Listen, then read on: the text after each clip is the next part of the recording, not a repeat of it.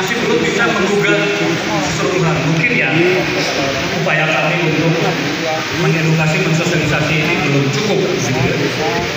Sehingga masih. Nah, kalau kita sepakat sebenarnya CSR itu bisa tadi dalam satu mekanisme yang tersistematis, saya yakin persoalannya bisa diselesaikan. Kalau misalnya kita sepakati saja, fokus kita apa sih? Mau membantu pengangguran, karena pengangguran ini akar dari persoalan sosial, termasuk kriminal. Orang nganggur kan ya susah kita arahkan gitu. Kalau perutnya lapar, jadi kriminalitas tinggi segala macam. Gimana cara perusahaan melakukan kita dibuka lapangan kerja? Nah kenyataannya memang setiap saat dibuka lapangan kerja, tetapi yang nggak bisa kerja banyak terus. Alasannya tentu ada masalah kompetensi, masalah lain-lain. Dan, nah kalau begitu masalahnya, ayo kita selesaikan bagaimana misalnya CSR perusahaan itu bisa mengangkat kompetensi tenaga kerja lokal. Ya bareng-bareng kita bikin pelatihan BLK, mau tidak cukup mau bikin program-program lain melalui SMK yang diperkuat, melalui kegiatan prakerja, melalui pelatihan dan seleksi bersama-sama lagi. Dan itu bisa menggunakan CSR.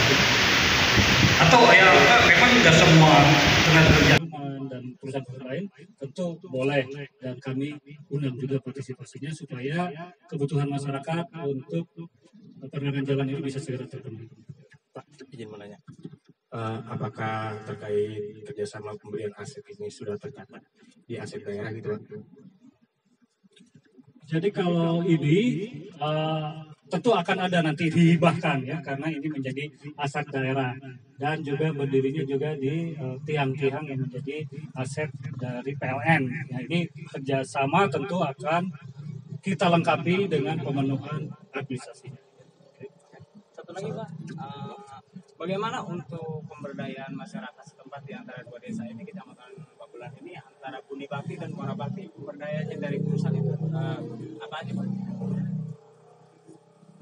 Kalau dari laporan kepala desa tadi bahwa CL sudah memberikan banyak kontribusinya dalam bantuan-bantuan sosial dan juga kegiatan-kegiatan pemberdayaan, tapi tentu saja terutama banjir ya, penanggulangan banjir, korban-korban banjir dan sebagainya, tapi tentu saja kita tidak membebankan semuanya ke CL.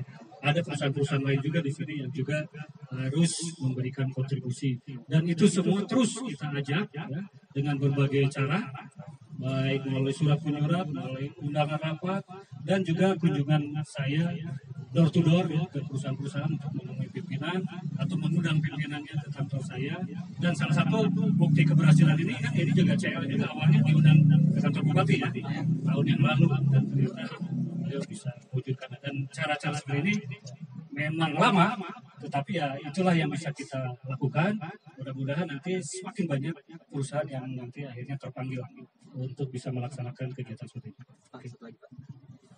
Untuk CSR PJU ini kan Pak, dari PT Cikarang Listerindo ini, untuk perawatan PJU-nya akan ke Dinas Perhubungan atau ke seperti apa sih Pak? Ya, sesuai dengan pembagian tugasnya, untuk jalan umum itu di Dinas Perhubungan. Tapi kalau bantuannya nanti di komplek perumahan atau di perkampungan, itu di Dinas Perkintan. Satu lagi Pak, terkait ini kan batu bara ya, emisi di rumah karbon tuh, bagaimana sih terhadap mengurangi resiko-resiko dampak polusi udara gitu? Itu aja Pak, minta keterangannya. Tentu pemerintah sudah memberikan standar-standar pengaturan dan evaluasi yang berkala terhadap semua buangan ataupun limbah ya, baik berupa limbah padat, limbah cair maupun yang bisa mengotori udara. Dan untuk sekelas Cikarang Listerindo ini memang langsung oleh Kementerian LH pengukurannya, dan setiap waktu kami mendapat laporannya. Begitu standar mutunya tidak tercapai, pasti akan ada teguran yang pertama, peringatan. Kalau tidak diindahkan, tentu ada sanksi disesuaikan dengan peraturan perundang-undangan. Nah, selama ini kami tidak mendapatkan laporan menyangkut pencapaian baku mutu lingkungan, baik udara, air maupun tanah di wilayah di mana Cikarang Distributor itu. Tapi kalau ada laporan cukup. Oke. Makasih Pak. Sekali lagi kita ucapkan banyak terima kasih kepada yang terhormat. 3 tahunan sampai sekarang masih jalan terus. Kemudian di bidang kesehatan Posyandu beberapa dibina di sini, didampingi ya dengan harapan mengangkatlah kualitas kesehatan masa sini. Di bidang pendidikan kita ada di anak-anak kita beri mereka kegiatan membaca didampingi oleh sebuah yayasan di sana. Kemudian di sekolah SMK 1 Babelan itu juga kita sudah 1 tahun lebih lah kita dampingi untuk mengangkat kualitas di sana. Dan Bapak siapa? Hanif. Pak Hanif. Nama Ya. panjangnya Pak? Hanif Al-Rasyid. Pak, departemennya Pak apa Pak di sini Pak? Kalau saya sih HMD, tapi saya di ya ad hoc lah untuk sebuah komite namanya CSR. Nah untuk infrastruktur di sini bagaimana Pak? Apakah pernah ada kontribusi juga dari perusahaan Pak? Kalau infrastruktur kita di sini ada namanya pernah proyek baru saja selesai itu sumur air bersih di Muara Bakti. Ada 5 sumur kita bikinkan sedalam ratusan meter gitu, dan sampai sekarang alhamdulillah 1 sumur itu bisa mengairi 20 keluarga. Jadi ada 100 orang yang terdampak infrastruktur itu. Salah satu contohnya itu. Masih banyak Pak. Baik, Pak, sama-sama. satu, Ya.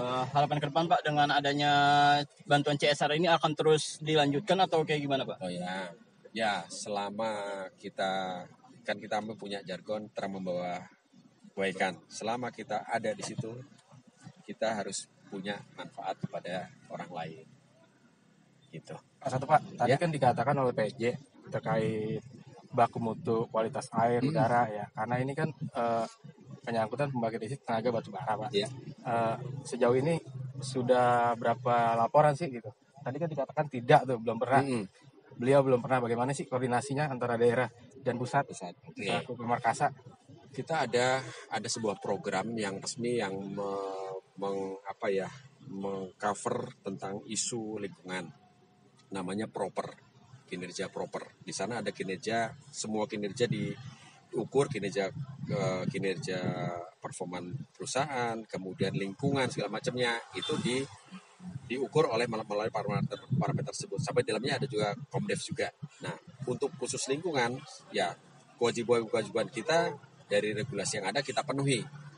Dan sampai sekarang alhamdulillah report-report kita diterima dan tidak menjadi sebuah masalah. Kalaupun mungkin ada yang muncul dari masyarakat, ya anggap itu masukan, tapi kan lebih banyak itu kasat mata ya. Kalau kita kan terukur secara benar gitu, karena ada alat ukurnya, ada mesinnya alat ukur, jadi itu lebih bisa dipertanggungjawabkan. Kalau mungkin ada orang melihat segala macam, itu pandangan kasat matanya, tapi secara ininya kita bisa lihatkan bahwa ini ukurannya masih masuk. Satu lagi Pak, terkait pembaruan energi nih ya. Ya. Terhadap pengusaha lokal gitu. Apa sih yang dikerjakan itu? Soalnya ini kan saya lihat kemarin ada kayu karet gitu. Transisi energi gitu terhadap pengurangan batu bara. Oke. Itu juga ada dalam sebuah regulasi di mana kita tidak 100% menggunakan batu bara. Kita harus menggunakan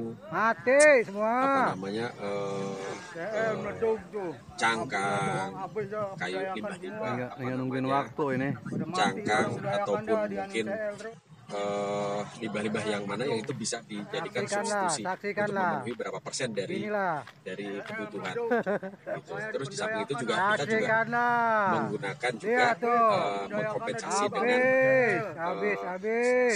solar panel surya dalam penyediaan listriknya, jadi tidak semuanya dari sini. Nungguin waktu. Terima kasih banyak Pak. Terima kasih banyak Pak. Terima kasih Pak.